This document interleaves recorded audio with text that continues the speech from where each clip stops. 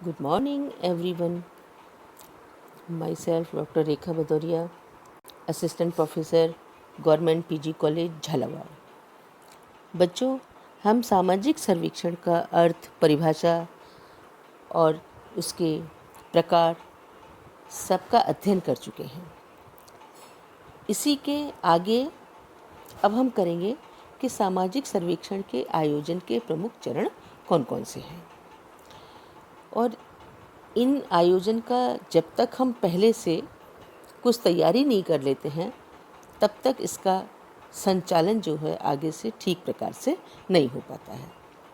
तो हम देखेंगे कि सामाजिक सर्वेक्षण के जो प्रमुख चरण हैं उनके लिए हमें पहले एक व्यवस्थित तरीके से, योजनाबद्ध तरीके से हम कैसे आगे बढ़ें, और इस आगे बढ़ने के लिए हमें सबसे पहले इसका नियोजन करना पड़ता है, उसकी योजनाबद्ध तरीके से उसको व्यवस्थित करना पड़ता है। अगर हम नियोजन नहीं करेंगे तो जो सर्वेक्षण का कार्य है वो व्यवस्थित तरीके से नहीं हो पाएगा, और ना ही हमें इसकी इसके जो हम पूर्ण तरह से हम चाहते हैं कि इसका हमें तथ्य संकलन करें हम, वो हमारा पूर्ण रूप से नहीं हो पाएगा। अतः इसके जो भी उद्देश्य है उसकी सफल होने की संभावना तभी ज़्यादा रहती है जब हम इसका योजनाबद्ध तरीके से इसके एक चरण के बाद दूसरा चरण, दूसरे चरण के बाद तीसरा चरण के हम तैयारी करते हैं और उस चरण के आधार पर ही आगे बढ़ते हैं। क्योंकि हम देखते हैं कि सबसे पहले हमें देखना होता है कि इससे पूर्व हमें प्रारंभिक तैयारी कर लेनी है। यह भी विचार करना है कि हम क्या अध्ययन करना चाहते हैं और अध्ययन कैसे करना चाहते हैं, और अध्ययन हम क्यों करना चाहते हैं, हमारा अध्ययन करने का क्या उद्देश्य है। तो हाँ, इस उद्देश्य को पूरा करने के लिए हमें योजनाबद्ध तरीके से इसका संचालन करना पड़ेगा। हमें पूरा सर्वेक्षण के प्रारंभ से लेकर अंत तक सभी प्रकार की जो अस्पष्टताएं हैं तथा बीच में होने वाली परेशानियां हैं, अगर हम उनसे बचना चाहते हैं और अपने सर्वेक्षण का सफल संचालन करना चाहते हैं तो हमें इसकी योजना पहले से पूर्व में ही बनानी होगी और सब कुछ सोच समझकर इसका हमें जो रूपरेखा है वो तैयार करनी पड़ेगी। अतः हम देखते हैं इसका सबसे जो पहला चरण है वो है समस्या का चुनाव। क्योंकि जो समस्या का चुनाव है, किसी विषय का चुनाव है, अगर हम विषय का चुनाव नहीं करेंगे, सबसे पहले किसी समस्या का चुनाव नहीं करेंगे जिसका कि हमें अध्ययन करना है और जिसके बारे में हमें उस समस्या का समाधान करना है, तो हमारा जब तक विषय का चुनाव नहीं होगा तब तक हम आगे कोई भी कदम नहीं बढ़ा सकते हैं। तो हम देखेंगे सबसे पहले हम क्या करते हैं, सर्वेक्षण के आयोजन का जो सबसे प्रथम चरण है वो है समस्या का चुनाव। और सर्वेक्षण कार्य की सफलता असफलता समस्या के चुनाव पर बहुत ही आधारित होती है, बहुत ही टिकी रहती है। क्योंकि अध्ययन की समस्या हमेशा ऐसी होनी चाहिए जिसमें सर्वेक्षणकर्ता की पूरी रुचि हो, मतलब उसे पूरा अच्छे से रुचि हो, जिससे जो हमें रुचिकर काम मिलता है उसको हम बहुत ही अच्छे से कर पाते हैं। और जो काम हमें ज़बरदस्ती कराया जाता है, जिसमें हमारी रुचि नहीं होती, उसे करने में हमें टाइम भी बहुत लगता है और हमें आलस आता है, हम बहुत जल्दी थकावट महसूस करते हैं। तो इसकी अपेक्षा ये है कि हम वो सब्जेक्ट का चुनाव करें जिसमें हमारी रुचि हो और पूरी लगन से हम कार्य करें। साथ ही विषय ऐसा भी होना चाहिए जिसके संबंध में सर्वेक्षणकर्ताओं को पहले से कुछ न कुछ थोड़ा बहुत ज्ञान हो, तो हम उसका संचालन अच्छी तरह से कर सकते हैं। क्योंकि इसमें क्या होता है, साधनों की सीमितता होती है, धन की कमी होती है, समय भी कम होता है और कार्यकर्ताओं की मात्रा, ये सब कुछ इस पर डिपेंड करता है कि कितना हमने निश्चित समय लिया है, कितना हमारे पास धन है खर्च करने के लिए, और उसी के आधार पर हम कार्यकर्ताओं की मात्रा जो है वो निश्चित कर सकते हैं। आदि को शब्द को ध्यान में रखकर ही विषय का क्षेत्र इतना व्यापक नहीं होना चाहिए कि समय पर सर्वेक्षणकर्ता पूरा ना कर सके। कि अगर उसका क्षेत्र बहुत ज़्यादा फैला हुआ होगा, बहुत व्यापक होगा, तो जो सर्वेक्षण करता है उसे आने जाने में बहुत ज़्यादा समय लगेगा, बहुत धन भी खर्च होगा। इसलिए हमें ऐसे समस्या का चुनाव करना चाहिए जिसका हम एक सीमित क्षेत्र में ही अध्ययन कर सकें। और विषय का चुनाव करते समय हमें ये भी ध्यान रखना चाहिए कि उसकी उपयोगिता है आज के संदर्भ में या नहीं, उससे ज्ञान में वृद्धि हो रही है या नहीं, तथा वो सार्वजनिक हित की पूर्ति कर पाएगी या नहीं। सर्वेक्षण के लिए विघटनकारी सामाजिक समस्याओं को चुना जाता है। जैसे आज जो हमारी समाज में समस्याएं फैली हो गई हैं, जो किसी तरह किसी को हमारे समाज की जो संगठन को विघटित कर रही हैं, ऐसे समस्या हम का चुनाव करते हैं। जैसे बेकारी है, बाल अपराध है, छात्रों में अनुशासनहीनता है, दहेज प्रथा है, विधवा विवाह निषेध है, मद्यपान है आदि आजकल जो है बहुत ही सर्वेक्षण के क्षेत्र में व्यापक होते जा रहे हैं। और इन्हीं विषयों में से किसी एक पर हमें समस्या का चुनाव करना चाहिए।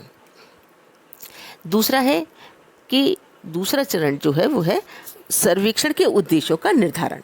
मतलब हम जो भी अध्ययन कर रहे हैं, जो भी हम सर्वेक्षण कर रहे हैं, उसमें सर्वेक्षण के उद्देश्य भी निर्धारित हों, जिससे हम अपनी उसे इधर उधर ना भटकें। कि सर्वेक्षण के उद्देश्यों का निर्धारण करते समय हमें ये भी विचार कर लेना चाहिए कि इसके सामान्य उद्देश्य क्या होंगे और विशिष्ट उद्देश्य क्या होंगे। उद्देश्यों को निर्धारित करने के बाद ही क्षेत्र में कार्यकर्ता की संख्या, समय, खर्च आदि का अनुमान लगाया जा सकता है। कि सबसे पहले हम क्या करेंगे, सर्वेक्षण के उद्देश्य निर्धारण कर लेंगे और निर्धारण करने के बाद ही हम ये इन चीज़ों का अनुमान लगाएंगे कि हमें कितना समय खर्च होगा, कितनी हमें लोगों की कार्यकर्ताओं की संख्या लोगों की ज़रूरत पड़ेगी, और इसका अनुमान हम लगाकर और सूचना के स्रोत हमारे कौन कौन से होंगे। यह सर्वेक्षण के उद्देश्य पर निर्भर करेगा। सर्वेक्षण का आयोजन मूल उद्देश्यों पर ही आधारित है, अतः उद्देश्यों का निर्धारण बहुत ही सावधानी पूर्वक हमें करना चाहिए। अब है अध्ययन क्षेत्र का निर्धारण।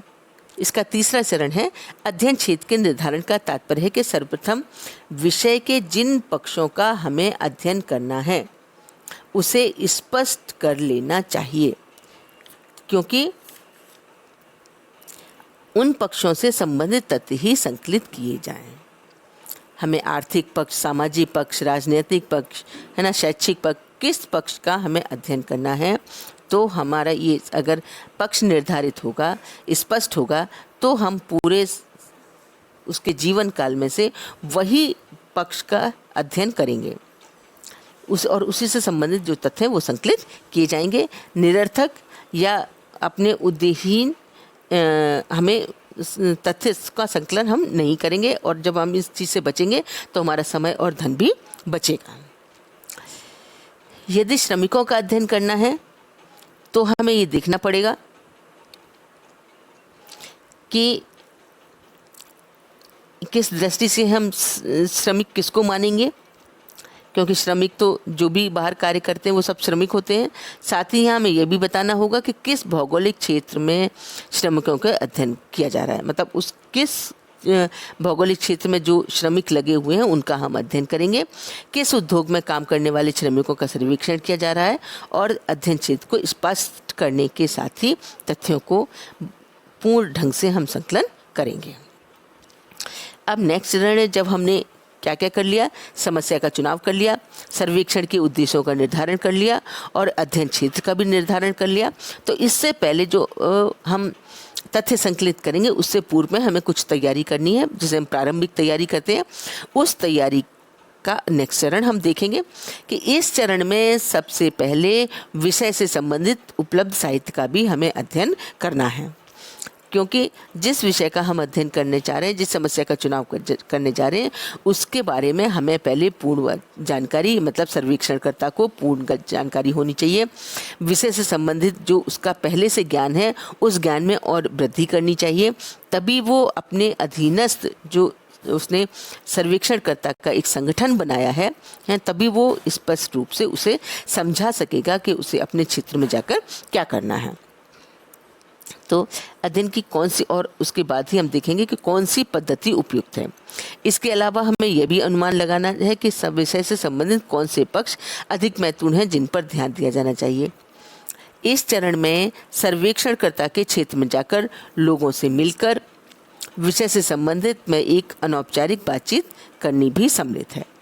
कि जब हमने पूर्व में प्रारंभ में तैयारी की है तो हमें सबसे पहले सर्वेक्षणकर्ता को वहाँ पे एक बार मीटिंग कर लेनी चाहिए, सबसे मिल लेना चाहिए, अनौपचारिक बातचीत कर लेनी चाहिए और एक समय निर्धारित कर लेना चाहिए कि इस समय पर हम आएंगे, ताकि हमें सूचनादाता एक ही जगह पर मिल सकें।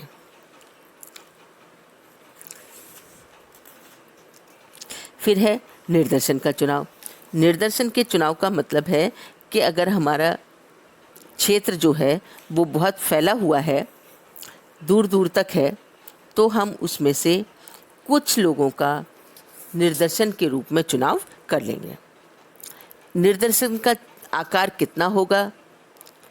आकार का तात्पर्य है कि उसमें से जो हमारा एक पूरा बड़ा क्षेत्र, संगठन, बड़ा क्षेत्र है, जिस क्षेत्र में लोग निवास कर रहे हैं, उसमें से हमें कितने लोगों से कितनी इकाइयों का चुनाव करना है निर्देशन के लिए।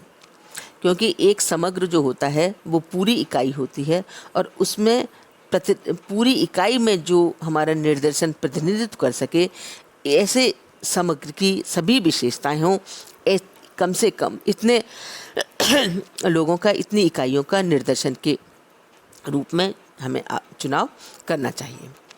सर्वेक्षण के लिए समय साधन सीमित होते हैं, इसलिए बुद्धिमत्ता पूर्वक और सावधानी से के साथ ही निर्देश का चुनाव करने का एक और समय व श्रम की बचत होती है, तो दूसरी ओर हमें व्यय भी कम होता है और हमारे उपयुक्त आकार के निर्देशन का चुनाव सर्वेक्षण के आयोजन का एक महत्वपूर्ण चरण है। नेक्स्ट है हमारा बजट व समय सूची का निर्माण। कि जब हमने निर्देशन का चुनाव कर लिया है तो अब हमें आगे का जो कदम बढ़ाना है वो है कि हमें जो हमारा बजट है वो पहले से निर्धारित है, उसमें से हम थोड़ा सा आगे पीछे बढ़ा सकते हैं, घटा सकते हैं। तो सर्वेक्षण कार्य की सफलता के लिए आवश्यक है कि हम पहले से बजट बना लें और उस बजट का अनुमानित लगा लिए कि इसमें कितना खर्च होने वाला है और अलग अलग विभिन्न मदों पर कितना कितना हमें खर्च करना है और कितना खर्च किया जाएगा। जो संपूर्ण सर्वेक्षण में हमें खर्च का अनुमान होता है उससे कम से कम 10% ज़्यादा धन की हमें आवश्यकता पड़ती है, क्योंकि कई चीज़ें ऐसी होती हैं जो पूर्व अनुमानित नहीं होती हैं, बीच में आकस्मिक खर्चे कुछ निकल आते हैं। किसी सर्वेक्षण के धन की राशि कितनी होगी, यह सर्वेक्षण के विषय अध्ययन क्षेत्र कार्यकर्ताओं की संख्या पर निर्भर करता है। तो हमें बजट के अलावा समय सूची भी बना लेनी चाहिए। खाली बजट ही नहीं है, उसमें समय का भी निर्धारण है कि जो हमें सर्वेक्षण करना है उसमें जितने कार्य हैं, तो उस कार्य की, जैसे हमने बजट बनाया है कि किस बजट पे या किस कार्य में कितना खर्च होगा, उसके अलावा उसमें समय भी कितना लगेगा और इतने से इतने समय तक हमें ये वाला कार्य निर्धारित सीमा के अंदर समाप्त कर लेना है। इस तरह से जब हम बजट और समय सूची बनाकर काम करेंगे तो हमें ज़्यादा से ज़्यादा तथ्य प्राप्त होने की उम्मीद रहेगी और हमारा जो सर्वेक्षण है वो आगे सही चलता रहेगा। अब हमें करना है कि कार्यकर्ताओं का चुनाव, कि उसमें हमें कैसे कार्यकर्ताओं की आवश्यकता है। हम तो कार्यकर्ताओं का भी हमें निर्धारित करना है कि जो कार्यकर्ता हैं के अतिरिक्त अनेक व्यक्तियों की भी आवश्यकता पड़ती है और इन कार्यकर्ताओं के द्वारा ही क्षेत्र में जाकर तथ्य संकलित किए जाते हैं। तो उसमें से भी हमें कई समितियां बनानी पड़ती हैं, जैसे सामग्री का संपादन, वर्गीकरण, सारणीयन, विश्लेषण का कार्य। अतः सर्वेक्षण के कार्यकर्ताओं का चुनाव करते समय इस बात का भी हमें विशेष ध्यान रखा जाना है कि इसमें ईमानदारी हो, कर्तव्यपरायणता हो, कार्य के प्रति पूरी लगन हो और धैर्य एवं दूरदर्शिता जैसे गुण पर्याप्त मात्रा में उसमें विद्यमान हो। साथ ही उन्हें सर्वेक्षण कार्य करने का पूर्व में कुछ अनुभव भी प्राप्त हो तथा ये भी ज्ञात होना चाहिए कि प्राप्त सामग्री का संपादन, वर्गीकरण और सारणीयन कैसे किया जाएगा। अगर ऐसे सही कार्यकर्ताओं का चुनाव और दूसरा उन्हें समुचित प्रशिक्षण का पूरा ध्यान सर्वेक्षणकर्ता को रखना चाहिए। अब है सर्वेक्षण संगठन, मतलब सर्वेक्षण कार्य के ठीक से संचालित करने हेतु एक संगठन की भी आवश्यकता होती है। किसी बड़े सर्वेक्षण को संचालित करने हेतु केंद्रीय कार्यालय स्थापित करना पड़ता है, जहां पे सब प्रकार के कार्यों का संपादन होता है और सर्वेक्षण के कार्य में लगे सभी कार्यकर्ता को एक दल के रूप में संगठित करना पड़ता है और सर्वेक्षण कार्य को सफलतापूर्वक आगे बढ़ाने के लिए सर्वेक्षण समिति बनाई जाती है, जो सबके कार्यों का जो पूर्व में निर्धारित कर लिए गए हैं उन सबके कार्यों की देखरेख करती है। जो सर्वेक्षण समिति होती है वो सर्वेक्षण को प्रारंभ से लेकर अंतिम प्रतिवेदन तक सारे कार्य कराने में उसकी कार्य कराने की देखभाल भी करती है और किसी परेशानी आने पर उसका निवारण भी करती है। अब है सर्वेक्षण का संगठन। सर्वेक्षण संगठन मतलब कि सर्वेक्षणकर्ता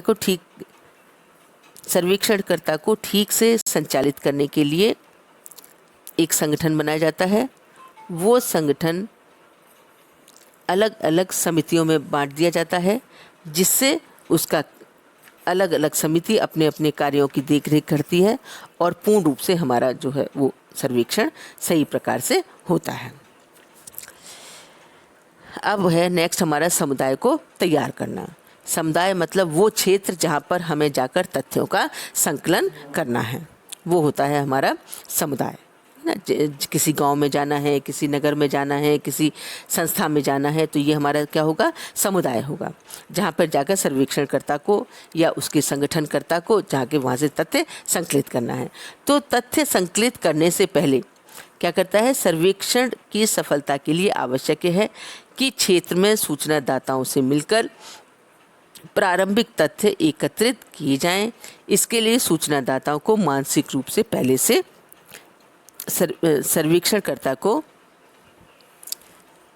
सूचनादाताओं को मिलकर प्रमाणित तथ्य एकत्रित किए जाएं। इसके लिए सूचनादाताओं को मानसिक रूप से आवश्यक सहयोग देने के लिए एक अपील की जाती है, उनको तैयार किया जाता है, उनको अपने विषय से संबंधित सब बातें पहले बताई जाती है, समझाई जाती हैं और सूचनादाता अपरिचित होकर भी सर्वेक्षणकर्ता को व्यक्तिगत एवं गुप्त सूचनाएं देने में जो संकोच करते हैं, घबराते हैं, सोचते हैं कि उनकी द्वारा दी गई कहीं दुरुपयोग ना किया जाए, तो इस बातों से उन्हें पहले ही अवगत करा दिया जाए, उन्हें स्पष्ट कर दिया जाए कि नहीं, ये किसी समस्या के समाधान के लिए तुम्हारे तथ्यों को संकलित किया जा रहा है, तुम्हारी सूचनाओं को संकलित किया जा रहा है, इससे किसी समस्या का समाधान किया जाएगा।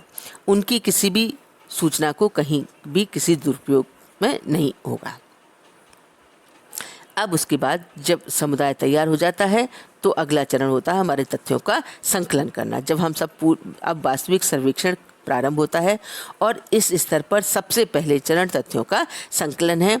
इस पर क्षेत्रीय कार्य प्रारंभ होता है। अध्ययन संकलन के लिए अवलोकन विधि, प्रश्नावली या अनुसूची, साक्षात्कार, प्रतिप्रदर्शिका, व्यक्तिगत अध्ययन पद्धति आदि का सहारा लिया जाता है और इस स्तर पर प्रगणकों का पूरा ध्यान रखा जाता है। यह देखा जाता है कि कहीं अविश्वसनीय सूचनाएं तो एकत्रित नहीं की जा रही हैं। तथ्य संकलन में इस बात की भी सावधानी रखी जाती है कि तथ्य पूर्ण पक्षपात रहित हों, एकत्रित किए जाएं और सभी पूर्वाग्रहों से पूर्णतः मुक्त होना चाहिए और आवश्यक सामग्री सत्यता की जांच की जा सके। अब अगला चरण है हमारा, जो तथ्य हमने संकलित किए हैं उनका विश्लेषण करना है और सामान्यीकरण करना है। जब हम तथ्यों को संकलित करके या जो समिति तथ्यों को संकलित करके ले आती है, वो एक जगह पर सर्वेक्षणकर्ता तथ्यों का संपादन करता है। यह एकत्रित तथ्यों की जांच करता है, उनमें पाई जाने वाली कमियों को दूर करता है तथा अनावश्यक जो सूचनाएं आ गई हैं उनको भी निकाल देना जरूरी हो जाता है। और वही सूचनाओं का हम संपादन करते हैं, अलग अलग भागों में बांटते हैं। जो सामान्य सूचनाएं होती हैं उनको एक जगह रखते हैं, श्रेणीबद्ध तरीके से हम उनका अलग अलग सब भागों में बांट देते हैं और उत्तरों के संकेतों के प्रतीकों एवं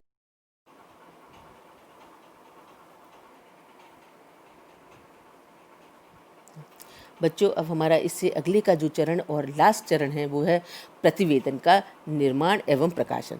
कि जब हमने तथ्यों का विश्लेषण कर लिया, सामान्यीकरण कर लिया है ना, तो अब हमें क्या करना है, एक प्रतिवेदन का निर्माण एवं प्रकाशन, जो सर्वेक्षण प्रक्रिया का सबसे अंतिम चरण है।